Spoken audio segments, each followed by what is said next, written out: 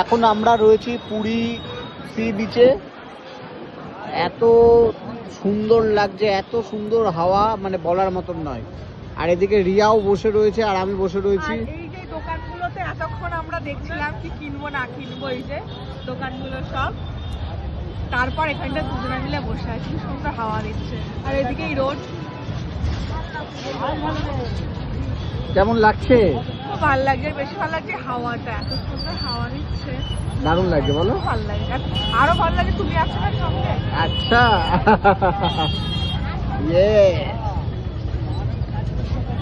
তো আমরা কিন্তু পুরো বসে রয়েছি এখন পুরো সি বিচে আর খুব মজা করছি, তাই না?